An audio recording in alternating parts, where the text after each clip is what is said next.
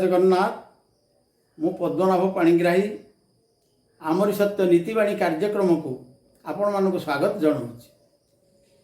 आज आलोच्य विषय है अनित्य संसार। ये संसार अनित्य, धर्म ही सत्य, ये धर्म ही मुख्य। संसार को मिथ्या बोली, शरीर को मिथ्या बोली आमे जदि मन करिबा, परम ब्रह्म को खोजिबा को मन व्यग्र हो। दुख कष्ट जंत्रणा रे परिपूर्ण ए जगत।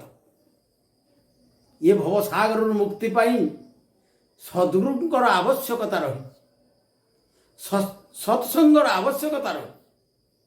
मिछ माया भरा ए दुनिया, ये संबंध में बाया बाबा कहती केही रही नाही रहिब नाही भवसागरे।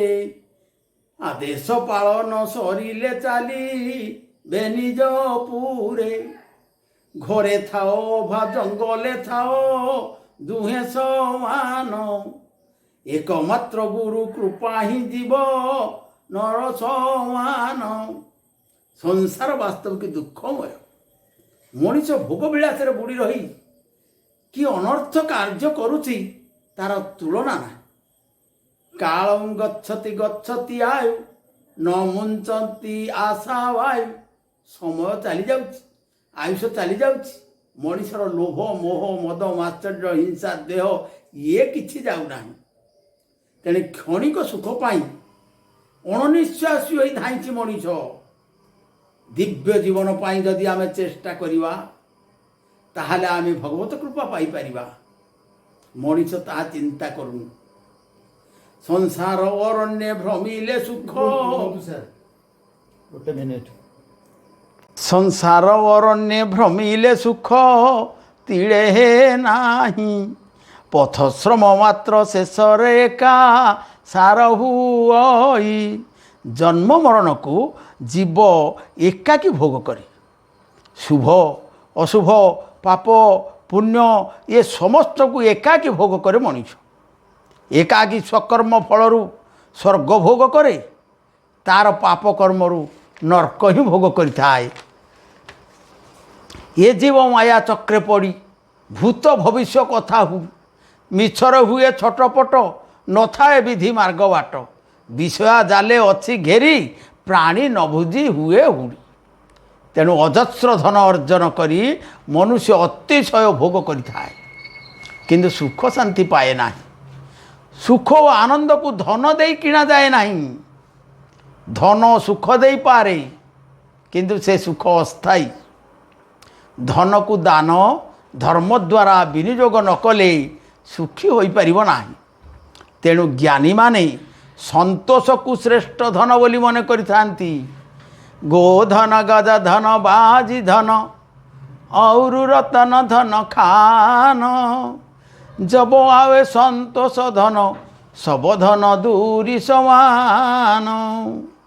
ये संसार हाथी घोड़ा धन संपद बैंक बालांस ये सब धन नुहे। धन होउची सबुठारु संतोष। अल्परे जे संतोष हुए से श्रेष्ठ धन प्राप्त होता है। संतोषं नंदन वनम। तेणु अनित्य मिछ माया संसार ये एक रंगमंच। समस्ते एठारे निज निज भूमिकार अभिनय करती आउ बाहुड़ती काल बले। एठारे कई स्थिर नुहंती। दिव्य कर्म भूली आमे मरीचिका पछरे धाइंचु। रंगमंच विश्व भुवन तही अनवरत। नृत्य करुथांती सकले होई जात मृत। तेणु ये संसार रे मन बुड़ी रहिले भवबंधन रे पड़ी थाए। बहु भावना रे जदि आमे रहिबा तामरे अमृत प्राप्त हवा। सद्भावना आमर दरकार। काम क्रोध लोभ मोह मद माश्चर्य हिंसा द्वेष कपट छलना ये सब आमको माया शक्ति सब घेरी रही। ये मायारू मुक्त नहले भगवत प्राप्ति असंभव। सत्संग ध्यान जोग ये साधना द्वारा ही माया को अतिक्रम करिपारिबा। ମାୟା ଶୂନ୍ୟ ହେଲେ ଚିହ୍ନିବ ସେହି ମାୟାଧରଙ୍କୁ। ଚୈତନ୍ୟ ଈଶ୍ୱର ଅଟନ୍ତି ମାୟା ଖେଳାଏ ତାଙ୍କୁ। ତେଣୁ ବିଷୟ ହେଉଛି ଏ ସଂସାରର ମାୟା ରୂପକ ବିଷ। ମଣିଷ ଶରୀର ମୃତ୍ୟୁ ହେଲେ ତାର ମନ ଓ ମାୟା ପ୍ରଭୃତିର ବିନାଶ ହୁଏ। ମଣିଷର ଆତ୍ମା ଆଶା ଓ ତୃଷ୍ଣା ସହ ସୂକ୍ଷ୍ମ ଶରୀର ଧାରଣ କରି ଅନ୍ୟ ଏକ ଘଟକୁ ଚାଲିଯାଏ। ଆଶା ତୃଷ୍ଣା ହେଉଛି ଦୁଃଖର କାରଣ। ବୈରାଗ ଜାତ ହୋଇଲେ ମିଳେ ପରମ ସୁଖ। ଆଶାରେ ଆଶାଇ ଯେ ହୁଏ ଲଭେ ଅଖଣ୍ଡ ଦୁଃଖ। ତେଣୁ କାମିନୀ କାଞ୍ଚନ ଧର୍ମ ଧାରଣାରେ ମହାପ୍ରତିବନ୍ଧକ।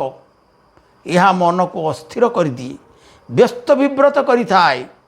ସେଥିରୁ ନିବୃତ୍ତ ହେଲେ ଭଗବତ ଆଶ୍ରୟ ମିଳିବ। ଏ ଅନିତ୍ୟ ସଂସାରରୁ ମୁକ୍ତି ମିଳିବ। କଳିଯୁଗର ପ୍ରାଣୀମାନେ ବାଲ୍ୟ, ପୌଗଣ୍ଡ, କୈଶୋର, ଯୌବନ ବିତାଇ ଦେଇଥାନ୍ତି। କେବଳ ଭୌତିକ ଭୋଗ ବିଳାସରେ କଟେଇ ଦେଇଥାନ୍ତି। ଭଗବାନଙ୍କୁ ସ୍ମରଣ ନ କରି ପିଲା ଖେଳ ପ୍ରାୟ ବାଲ୍ୟକାଳକୁ କ୍ରୀଡ଼ାରେ, ଯୌବନ କାଳକୁ ଭୋଗ ବିଳାସରେ, ଅର୍ଥ ସଞ୍ଚୟରେ କଟେଇ ଦିଅନ୍ତି।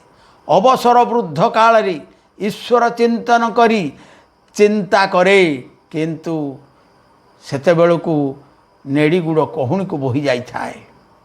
ସମୟ ଚାଲି ଯାଇଥାଏ, ସେ କାହାକୁ ଅପେକ୍ଷା କରେ ନାହିଁ। ଗୃହେ ଲାଗିଲେ ଅଗ୍ନି ଜେନେ ଉଦ୍ୟମ କୂପ ରଖ ନନେ। ଘରେ ନିଆଁ ଲାଗିଗଲା, ତାର ଉପଶମ ନ କରି ଆମେ ଯଦି କୂଅ ଖୋଳି ପାଣି ହେଲେ ଆମେ ନିଆଁ ଲିଭାଇବା ପାଇଁ ଚେଷ୍ଟା କରିବା, ତାହେଲେ ସବୁ ବିଫଳ। ସେଇଭଳି ବାଲ୍ୟକାଳରୁ ଧର୍ମଧନ ସଞ୍ଚୟ କଲେ ଆମେ ସବୁକିଛି ସଞ୍ଚୟ କରିପାରିବା। କୃଷ୍ଣଙ୍କୁ ଆଶ୍ରୟ ଯେ କରନ୍ତି ସେ ସର୍ବ ଦୁଃଖ ତରି ଯାଆନ୍ତି। ତେଣୁ ପ୍ରହ୍ଲାଦ ମହାରାଜ କହିଛନ୍ତି ଭାଗବତରେ, ବସଇ ଏକ ଆତ୍ମା ହରି ଭୁଞ୍ଜେ ଅବ୍ୟୟ ରୂପ ଧରି। ସଂସାର ମଧ୍ୟେ ସାର ସେହି ତାର ଚରଣୁ ଅନ୍ୟ ନାହିଁ। ତେଣୁ ପ୍ରଭୁଙ୍କ ଚରଣରେ ଆଶ୍ରୟ ନେଲେ ଏ ଅନିତ୍ୟ ସଂସାରରୁ ମୁକ୍ତି ମିଳିବ। ତାର ଚରଣେ ସେବା କର ଏ ବିଷ୍ଣୁ ମାୟାରୁ ନିସ୍ତର। ଜୟ ଜଗନ୍ନାଥ।